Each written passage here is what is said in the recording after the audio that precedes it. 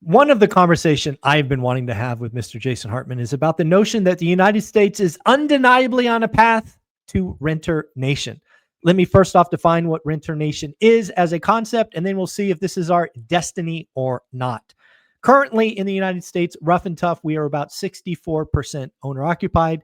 Over the last 50 years, it's ranged from about 63%, I think, to a peak of 67. So a very, very tight band. But given affordability, are we destined to see this number go sub 50% in the next decade or two? If we did, I think you can call the U.S. renter nation. Mr. Jason Hartman, don't know where you stand on this. Is the United States destined to become renter nation? Well, I think the first question for that one, Michael, is that bad? I'm not placing judgment, just right.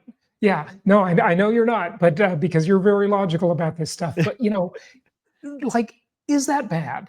So what? So if the homeownership rate goes down and we have a higher percentage of renters, and by the way, I do have a chart for you on this, which is interesting. Cool. Is that bad?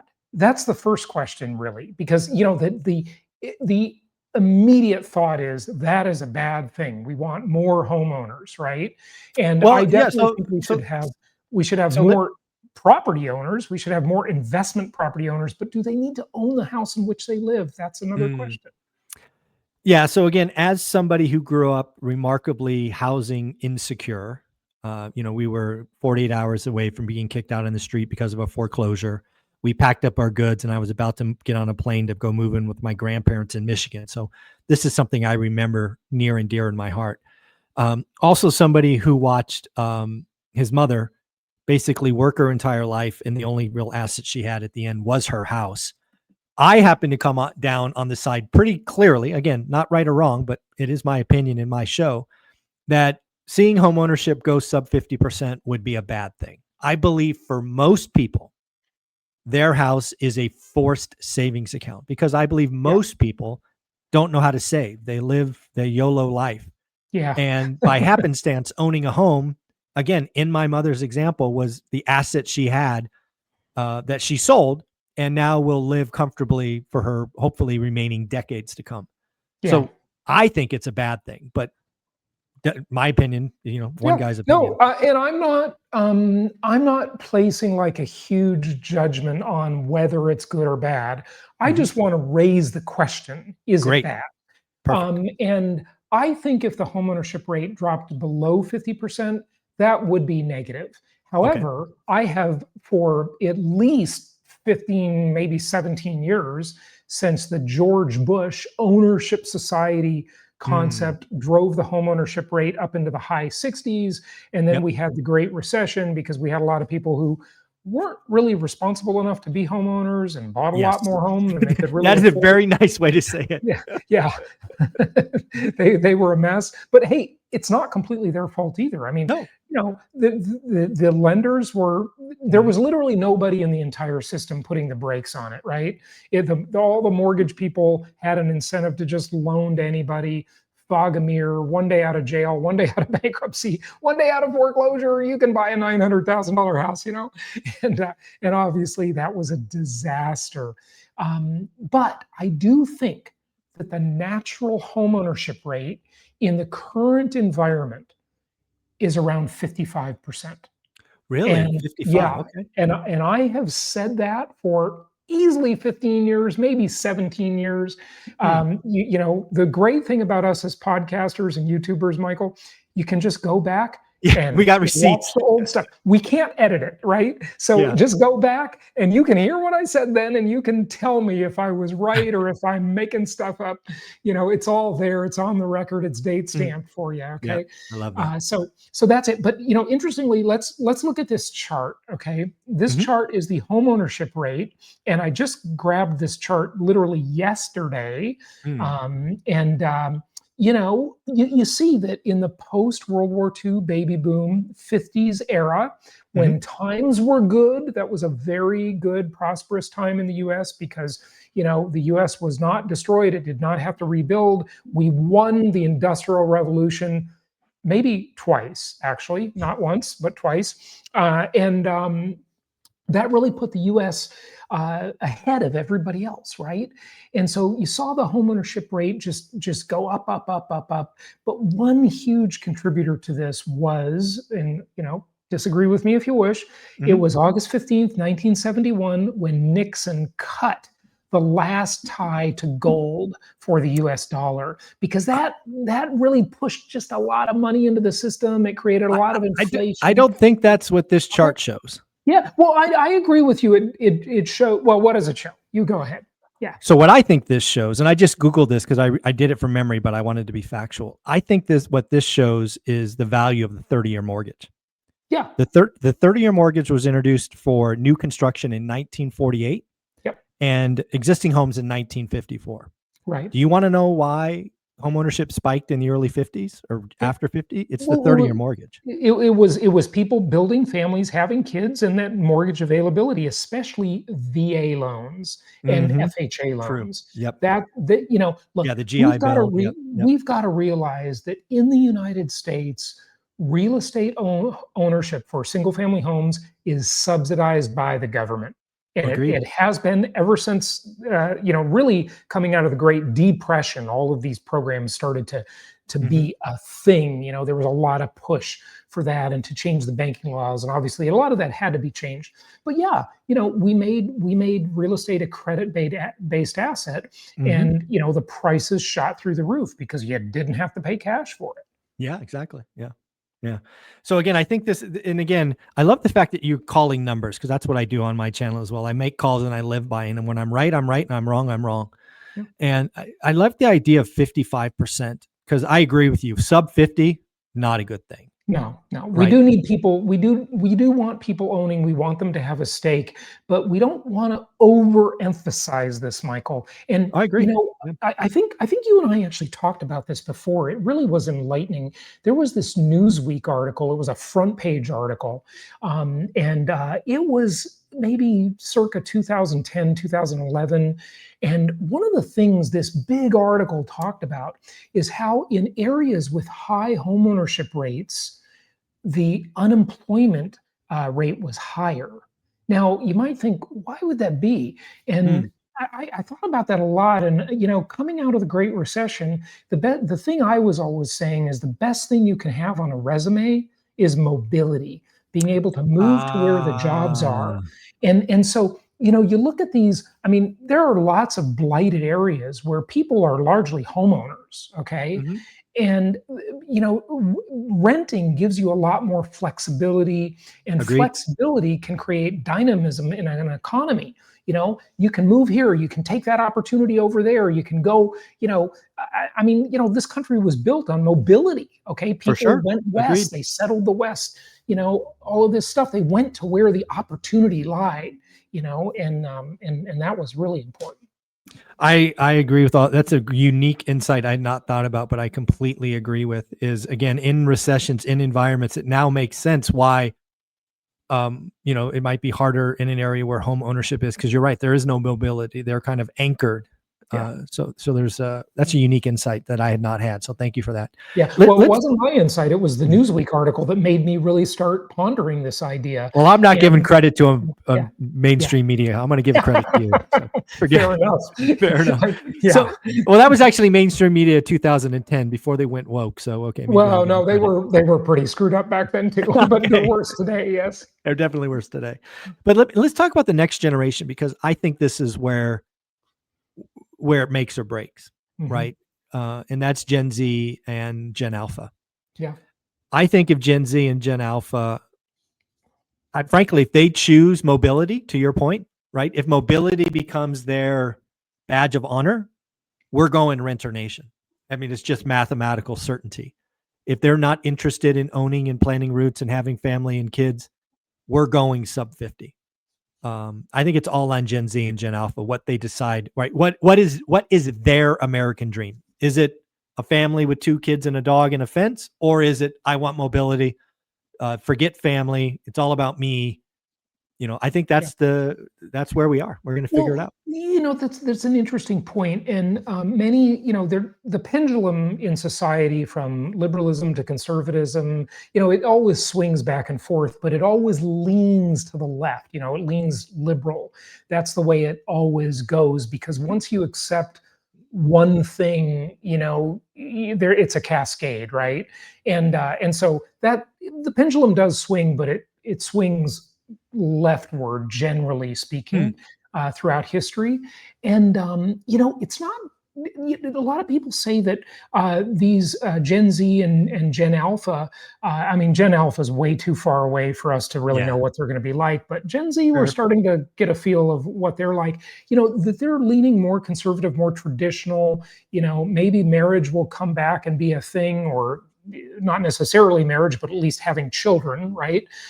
Which we need to do. Like I've always said, yes. And listen, I say this as a single guy with no children. I would love to be, I'd love to have a family, like I really would, but it just has not worked out for me so far.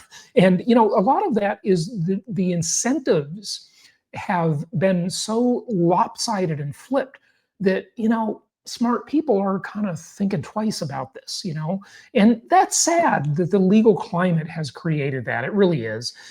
But we have what we have. And, it's not just about whether or not that'll be their American dream. Like we know, our thoughts and our beliefs are a reflection of our environment, and our environment is a reflection of our thoughts and beliefs. It's a circular kind of thing. And so will the conditions, both socially and financially, be in favor of that, American dream of home ownership for these people? We, looking at it right now, probably not, right? But things can change, obviously. Well, I think it's interesting you bring up Gen Z. Again, we obviously just had the Charlie Cook Memorial Sunday. We're recording this on Monday. And the reason I bring that up is one of the things that I learned about Gen Z. Again, I didn't know Charlie Cook. I saw one video of him when he was on Iced Coffee Hour, right? Graham Stephan. I saw that one with Charlie Kirk too. And what's interesting is Graham, the conversation they were having about who should pay for the date. The check. And Graham being Mr. Frugal Millennial was like, "Why I always ask her to bad luck, Graham. You got to pay for dinner, buddy. Come on." Right, exactly. That was funny. And what was interesting about that is Charlie Kirk was coming from the perspective that was very old-fashioned, which is great. But what Graham knew that Charlie did not know is that, like, Charlie just had no concept of the way the environment has changed. And the fact that literally there are women. Hey, let me just say this because you'll be interested in this. Okay, there are women posting videos all over TikTok, all over Instagram about how they literally go on dates just to get a free dinner.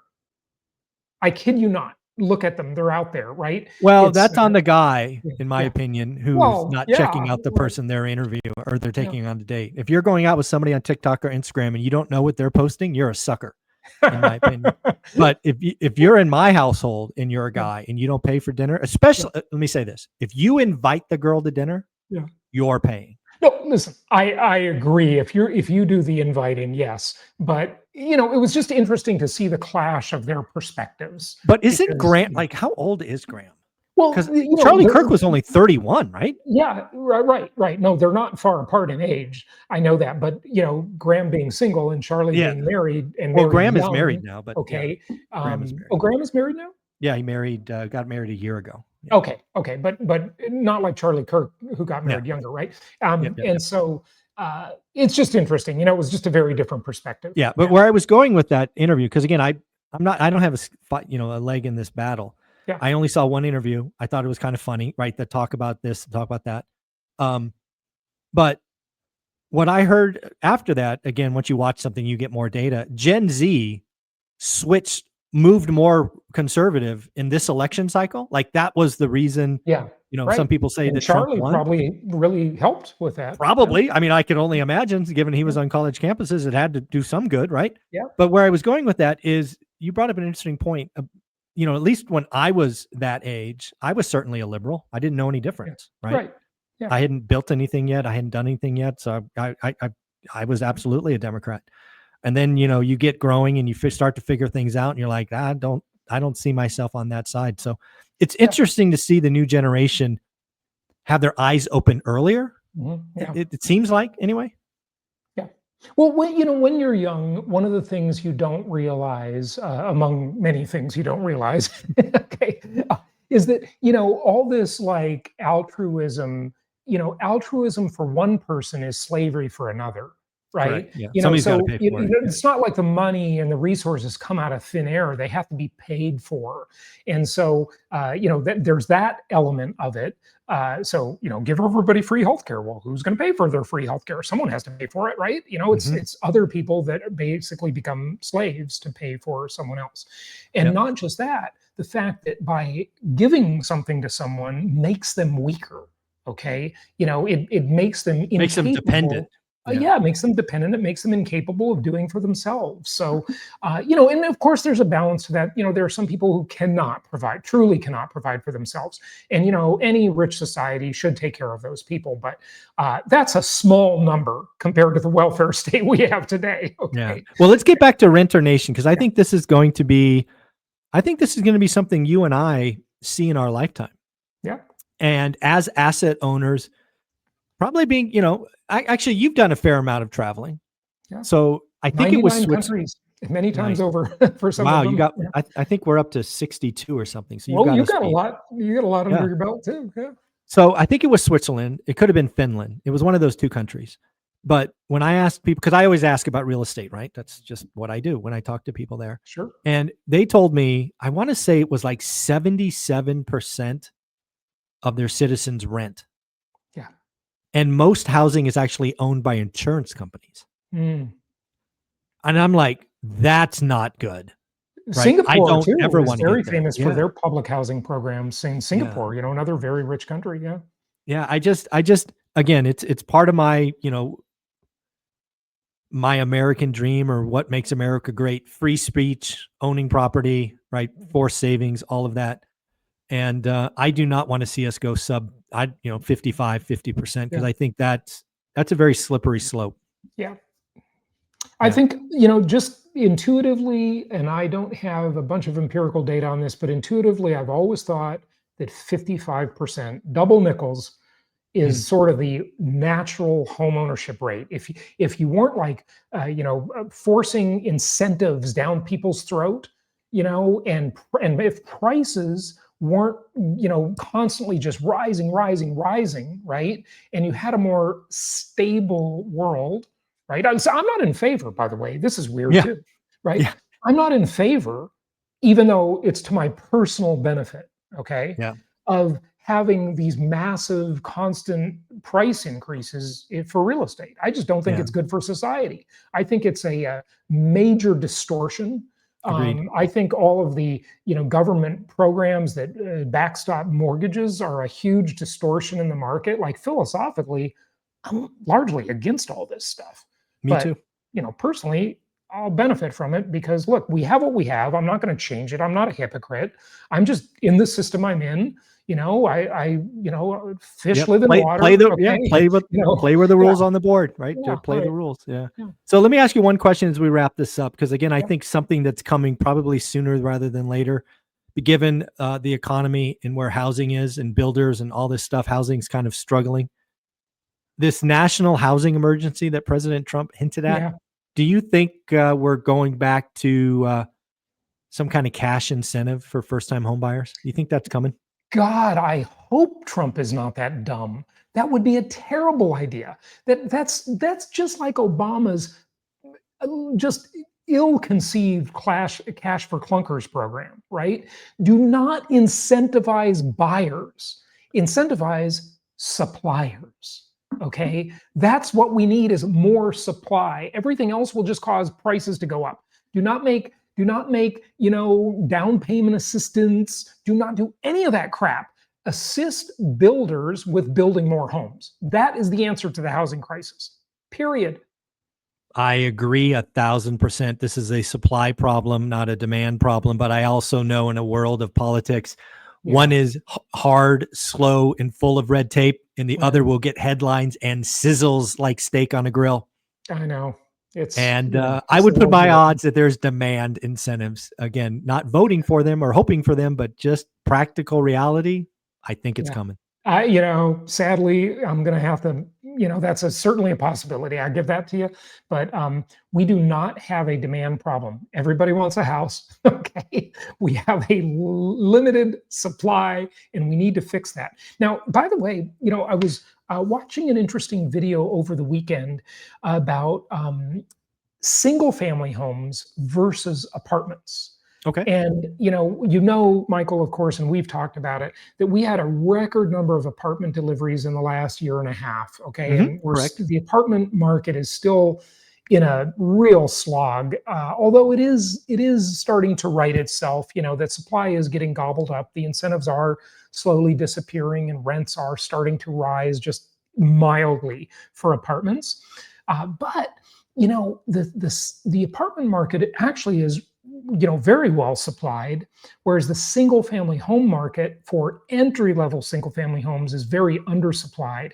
And so when you talk about like number of housing units, you gotta peel back the layers of that onion, okay, because there are many layers to it.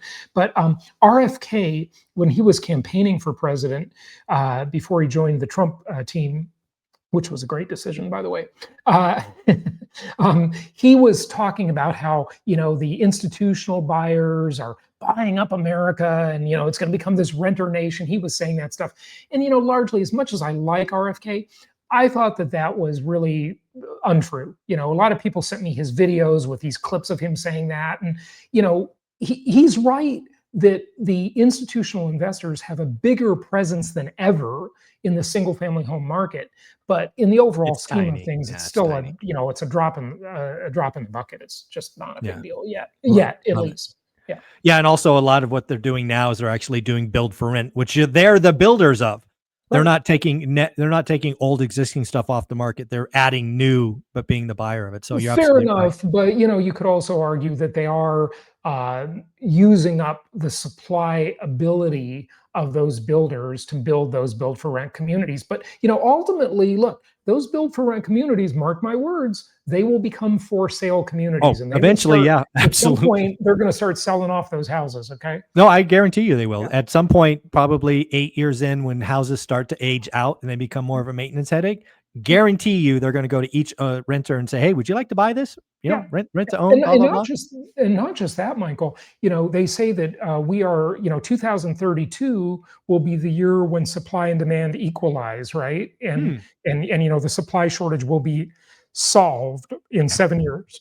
That's what most experts are saying. Yeah. All right. Well, there we go. We'll see if that's true. I'll take the over, but that's okay. We'll Jason, take the over, meaning longer. I don't think. You think it'll be longer?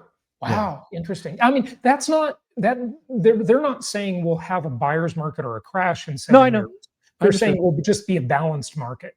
Yeah. We'll see. But Jason, you're coming out to the Vegas event. You're our featured speaker on Saturday. Thank you so much for that. Where can people follow you? Looking forward to seeing you in Vegas. Oh, that's a ways away, but I'm really looking forward to it, Michael. It's going to be, you do great conferences, so it's going to be great. You can find me at jasonhartman.com or my podcast or YouTube channel. Just type Jason Hartman, any podcast platform or on YouTube. Awesome, buddy. Appreciate you. Take care. Have a good week. Happy investing.